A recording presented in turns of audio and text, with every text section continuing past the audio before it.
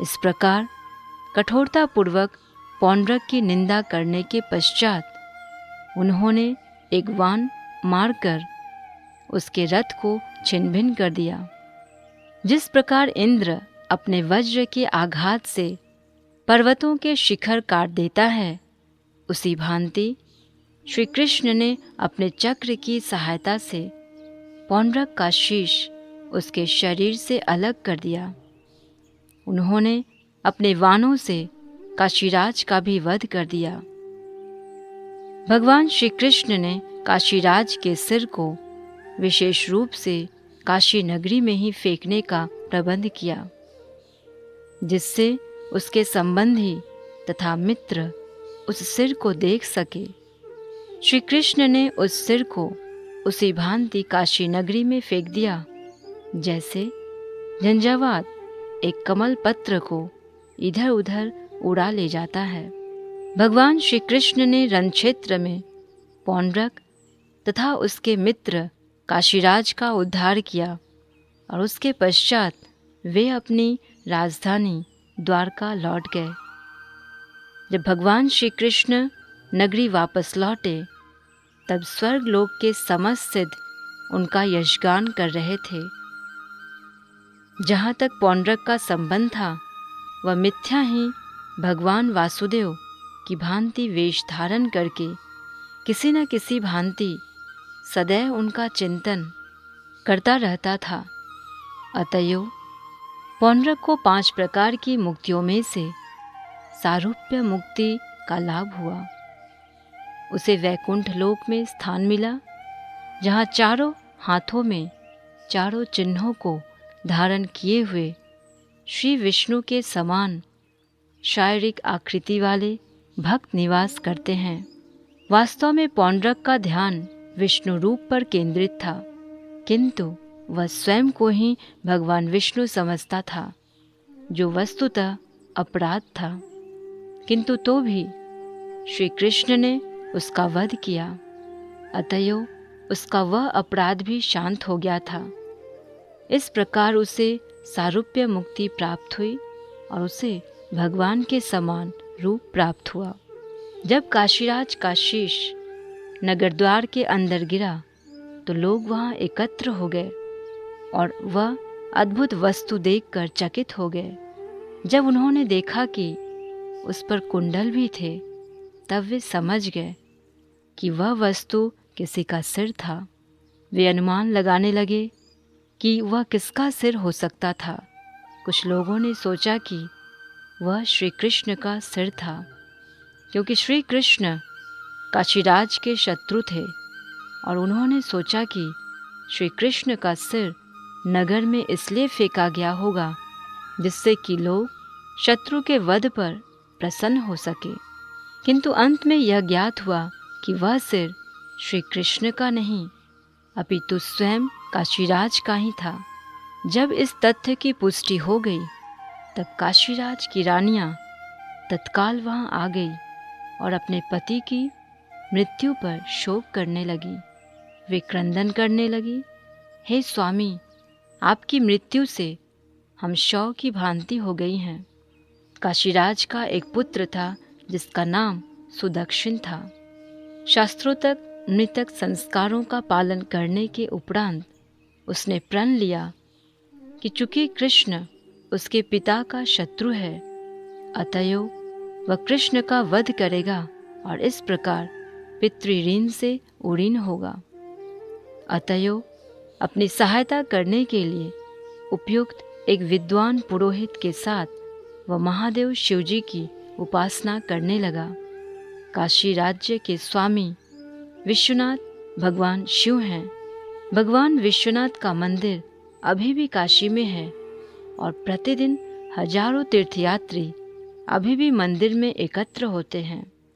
सुदक्षिण की उपासना से शिवजी अत्यंत प्रसन्न हो गए और वे अपने भक्त को वरदान देना चाहते थे। सुदक्षिण का उद्देश्य श्री कृष्ण का वध करना था, अतएव उसने एक विशेष शक्ति के हेतु प्रार्थना की, जिससे कि वह उनका वध कर सके। शिवजी ने उसे ब्राह्मणों की सहायता से अपने शत्रु को मारने के लिए किए जाने वाले एक विशेष शास्त्रोक्त संस्कार करने का परामर्श दिया। कुछ तंत्रों में भी इस संस्कार का उल्लेख है। शिवजी ने सुदक्षिण को सूचना दी कि यदि उचित रूप से इस संस्कार का संपादन किया जाए तब दक्षिणाग्नि नामक दुष्ट आत्मा प्रकट होगी और उसे जो भी आदेश दिया जाएगा वह पूरा करेगी, किंतु योग्य ब्राह्मण के अतिरिक्त अन्य किसी के वध के लिए ही उसका उपयोग किया जा सकता है। ऐसी दशा में उसके साथ शिवजी के प्रेतगण भी रहेंगे और शत्रु पक्ष का वध करने की सुदक्षिण की इच्छा पूर्ण हुई। जब शिवजी ने इस प्रकार सुदक्षिण को प्रोत्साहित किया तब उसे विश्वास हो गया कि वह श्री कृष्ण का वध करने में समर्थ होगा। तपस्या का दृढ़ व्रत लेकर वह पुरोहितों की सहायता से मंत्रों का जाप करने लगा। इसके पश्चात अग्नि में से एक विशाल दैत्याकृति बाहर आई। उसके बाल, दाढ़ी और मूछें तप्त तांबे के रंग की थी। यह आकृति अत्यंत विशाल व भयंकर थी। जब वह दैत्य अग्नि से निकला तब उसके नयन कोटरों में से अग्नि की चिंगारियां निकल रही थी। अपने भ्रूचालन के कारण वह आग्नेय दैत्य और भी अधिक भयंकर प्रतीत होता था। उसने अपने तीक्ष्ण दांतों का प्रदर्शन किया और अपनी लंबी जिह्वा बाहर निकालकर उसने अपने होठों के दोनों किनारों को चाटा।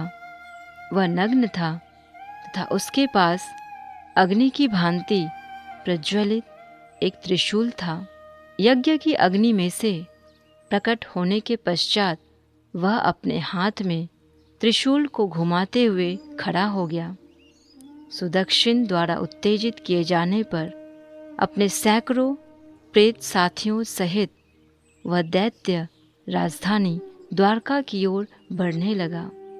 ऐसा प्रतीत होता था कि वह समस्त अंतरिक्ष को जलाकर भस्म कर देगा। उसके पद प्रहार से समस्त धरातल प्रकंपित हो उठा। जब उसने द्वारका नगरी में प्रवेश किया तो समस्त निवासी उसी भांति भयभीत हो गए जैसे दावाग्नि के समय पशु भयभीत हो जाते हैं। उस समय श्री कृष्ण राजसभा भवन में चौपर खेलने में व्यस्त थे। समस्त द्वारकावासियों ने उनके समीप आकर उन्हें संबोधित किया। हे त्रिभुवन के स्वामी, एक विशाल आग्नेय दैत्य समस्त द्वारका नगरी को जलाने को तत्पर है। कृपया हमारी रक्षा कीजिए। इस प्रकार समस्त द्वारकावासी भगवान श्री कृष्ण के समीप आकर उनसे प्रार्थना करने लगे कि समस्त नगर का विनाश करने के लिए द्वारका में प्रकट हुए उस आग्नेय दैत्य से वे उनकी रक्षा करें। अपने भक्तों की विशेष रूप से रक्षा करने वाले भगवान श्री कृष्ण ने देखा कि उस विशाल आग्नेय दैत्य की उपस्थिति से द्वारका की समस्त जनता अत्यधिक व्यग्र थी। वे तत्काल मुस्कुराने लगे और उन्हें समझाया, चिंता मत करो, मैं तुम्हारी समस्त प्रकार से रक्षा करूँगा। भगवान श्री कृष्ण सर्वव्यापी हैं। वे सबके हृदय में और सृष्टि के रूप में वे बाहर भी हैं। वे समझ सकते थे कि वह आग्नेय दैत्य शिवजी की करतूत था और उसका नाश करने के लिए उन्होंने सुदर्शन चक्र को उचित कार्यवाही करने का आदेश दिया। करोड़ों सूर्यों की प्रभा के साथ सुदर्शन चक्र प्रकट हुआ। उसका तापमान इतना प्रखर था जैसे कि प्रलय के समय निर्मित अग्नि का होता है। सुदर्शन चक्र अपनी कांति से शिवजी द्वारा निर्मित उस आग्नेय दैत्य को शीतल करने लगा।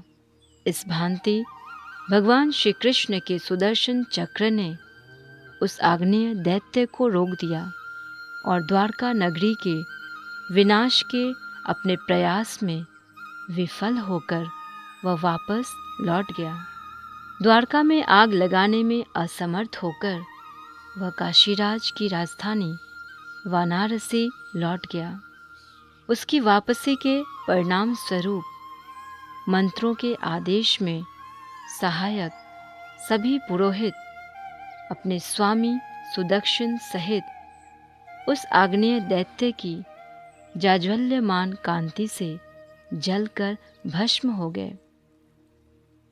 तंत्र में निर्देशित मंत्रों की विधि के अनुसार यदि मंत्र शत्रु का वध नहीं कर पाता है, तब वह अपने मूल निर्माता का ही वध कर देता है, क्योंकि किसी न किसी का वध करना उसके लिए आवश्यक होता है। सुदक्षिण ने मंत्र का आवाहन किया था और पुरोहितों ने उसकी सहायता की थी। अतएव वे सभी जलाकर भस्म कर दिए गए। असुरों की यही रीति है। ईश्वर का वध करने के लिए असुर किसी वस्तु का निर्माण करते हैं और उसी अस्त्र से स्वयं असुरों का ही वध कर दिया जाता है। इस आग्नेय दैत्य के ठीक पीछे उसका अनुसरण करते हुए सुदर्शन चक्र ने भी वाराणसी में प्रवेश किया। दीर्घ काल से वाराणसी नगरी अत्यंत ऐश्वर्यपूर्ण तथा महान बनी हुई थी। आज भी वाराणसी नगरी अत्यंत ऐश्वर्यपूर्ण व प्रसिद्ध है और यह भारत के प्रमुख नगरों में से एक है। उस समय वाराणसी में अनेक विशाल महल, सभागृह, बाजार और गोपुर थे। महलों तथा गोपुरों के समीप अनेक भव्य स्मारक थे। प्रत्येक चौराहे पर उपदेश मंत्र थे। एक कोषगृह था। अनेक हाथी, घोड़े तथा रथ थे। वहाँ पर अन्नागार तथा अन्न वितरण के हेतु स्थान भी थे।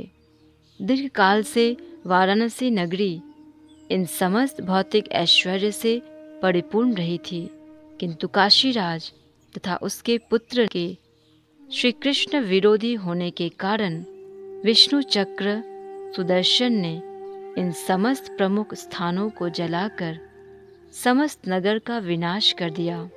यह साहसिक कार्य आधुनिक बम विस्फोट से भी अधिक विनाशकारी था। इस प्रकार अपना कर्तव्य समाप्त करके सुदर्शन चक्र अपने स्वामी श्री कृष्ण के समीप द्वारका लौट आया। श्री कृष्ण के चक्रास्त्र सुदर्शन चक्र के द्वारा वाराणसी नगरी के विनाश की यह कथा दिव्य व शुभ है। जो कोई इस कथा को कहता है अथवा जो कोई श्रद्धा व ध्यानपूर्वक इस कथा का श्रवण करता है, उसे समस्त पापों के फल से मुक्ति मिल जाती है। यह श्री सुखदेव गोस्वामी का विश्वास है, जिन्होंने यह कथा परीक्षित महाराज को सुनाई थी।